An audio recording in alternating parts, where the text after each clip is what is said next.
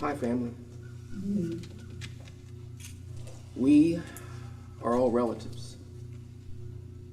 Those of us who sit in the circle and those who have touched our lives, whose names we called out. As you listen to my brief story, I want you to listen with acknowledgement and openness to those names you called out. And as you're listening, I want you to listen for both yourself and for those names you called out. Because when I say we are all relatives, I don't just mean those of us we can see visibly in this circle. That's consensus reality, that this is reality, what we can see, what we can touch. Because what we can see and what we can touch and what we can listen to and what's available to us in relationship is always bigger than what we can notice in consensus reality.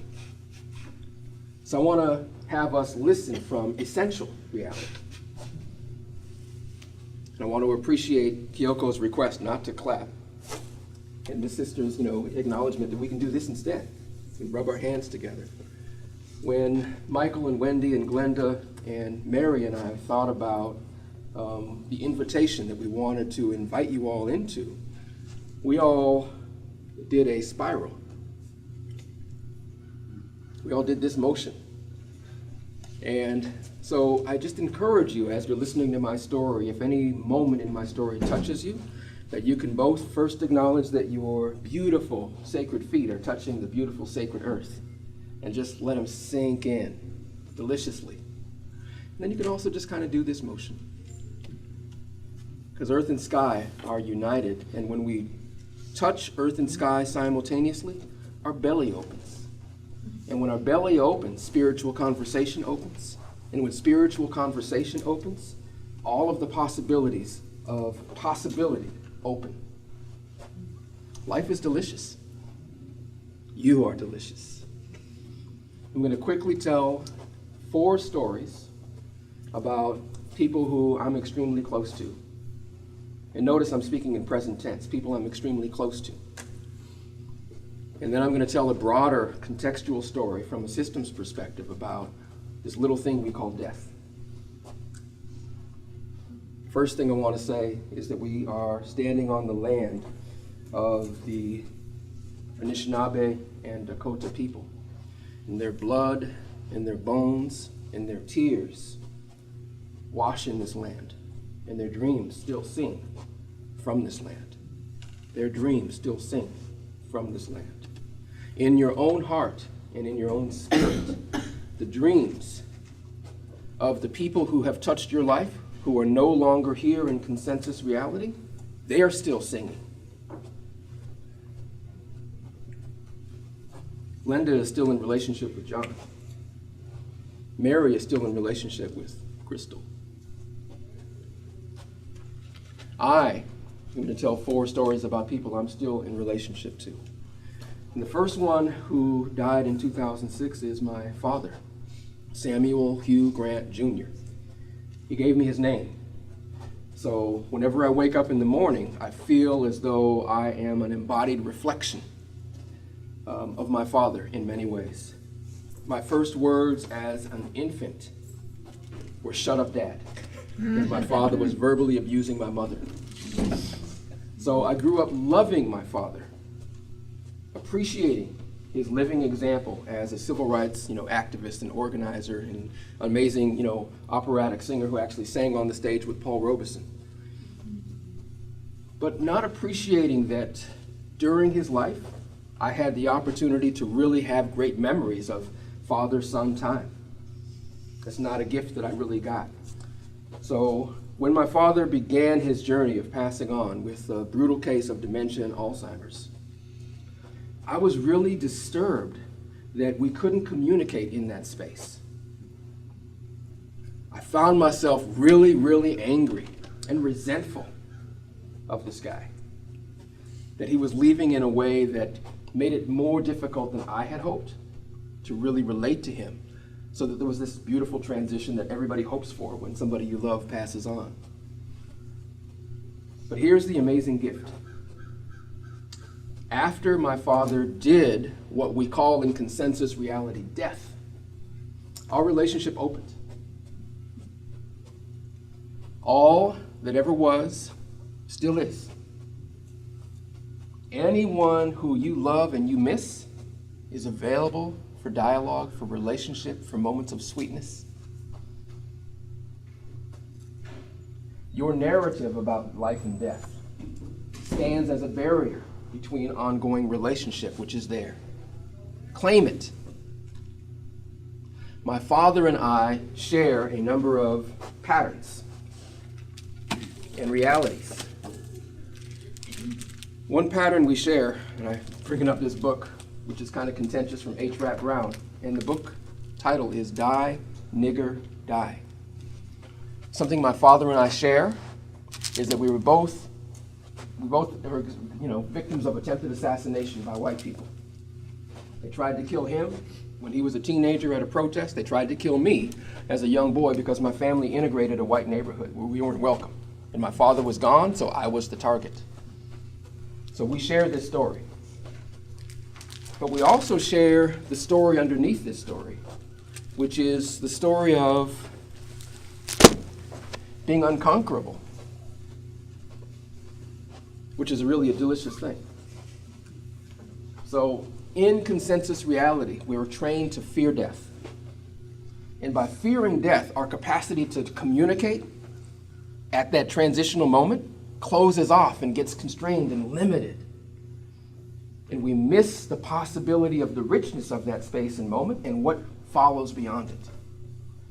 So the what, so what, now what of my relationship with my father is he was my first primary teacher of the reality that he's not gone. So if he's not gone, the so what is I can continue to be in beautiful relationship with him. And my relationship is richer now than it ever was. So knowing that, what's my now what? Using Glenda's teachings from adaptive action, what, so what, now what? My now what is that all of the things my father and I contested about, this idea of democracy, and how do I, in my own way in the world, bring it alive in ways that honor his walk and also honor mine. I'm going to let that wash for just a second. Thanks for being here, Dad. The second story I want to tell is a story of my first daughter. My wife and I were delighted to be bringing a beautiful little being into the world, but the being chose differently. She chose to work with us from the spiritual realm rather than the physical realm. So she didn't make it into this world the way we had intended for her to make it into this world. And we went down to a spot, a very sacred spot in southern Minnesota, the confluence of 3 rivers on the Prairie Island Native Nation, where I had been mentored by an elder there who's also, still working with me. His name was Amos Owen. But we were there in this beautiful spot, and we did a ceremony to honor our beautiful little daughter. And where we stood, there were little samaras, the little seeds for trees all over the ground. And so together, my wife and I picked one up and held it in our hand. And in a mutual dance, we gave flight to our daughter. The wind came at just that moment, and that samara went up to the Sky Nation. It never landed.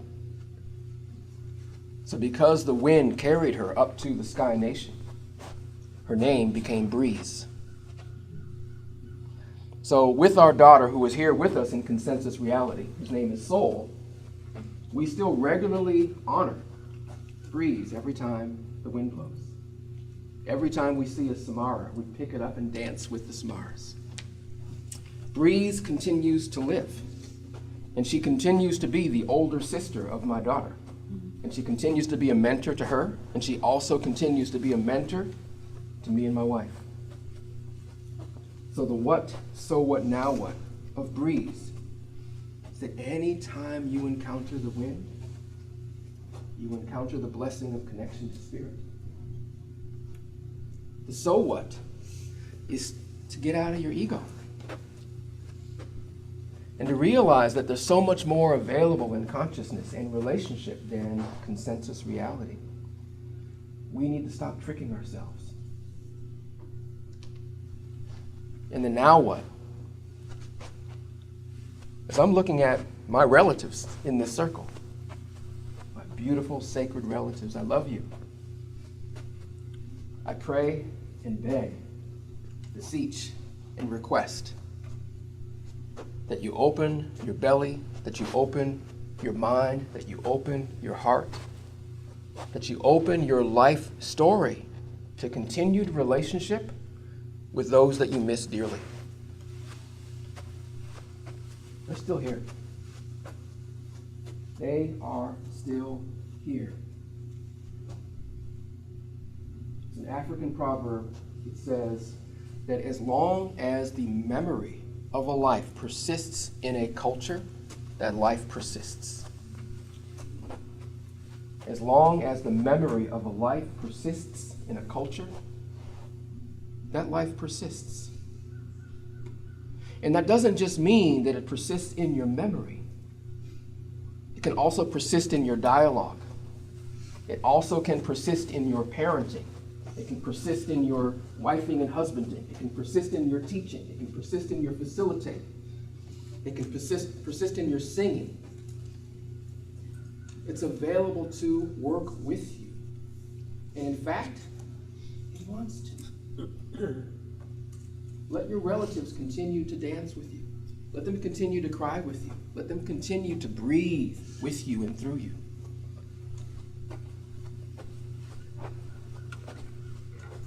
My sacred daughter, thank you for being here with us. My third story is about my mother, who is one of my favorite people ever in the history of the world. Alice Mae Wanzer Grant brought me in. And she was an educator. I am an educator. I am continuing to be guided by her as an educator. My mother prayed, because I was such a belligerent son, that I would have a child who would be just as belligerent as I was. And she got her wish. My daughter is perfectly belligerent, which makes us best friends. Because I can only delight in her moments of belligerence, and so she just starts to laugh when she's trying to be a tough kid, because I just laugh and we start to cry together. So, oh, Dad, I can't just piss you off, can I? It's all delightful to me. It's all precious.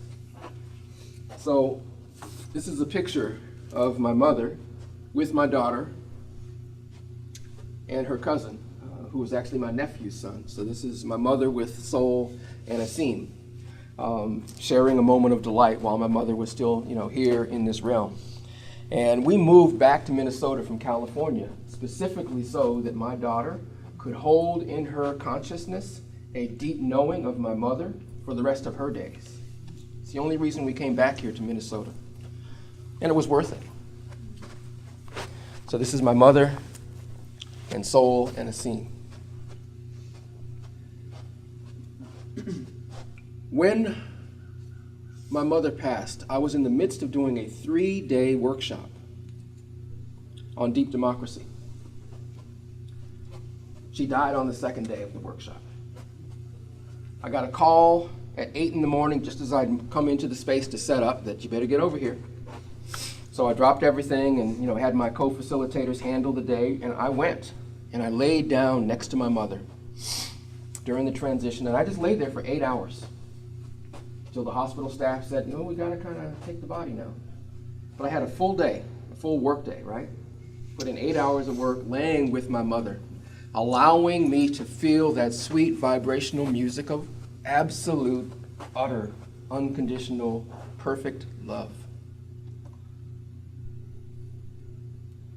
I'm a really lucky son that Alice chose to be my mother, chose to put up with all of my pitiful belligerence. And help me be who I am then, and help me be who I am now. Thank you, Mother.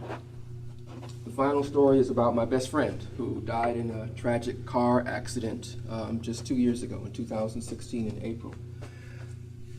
His name was Kirk Washington Jr.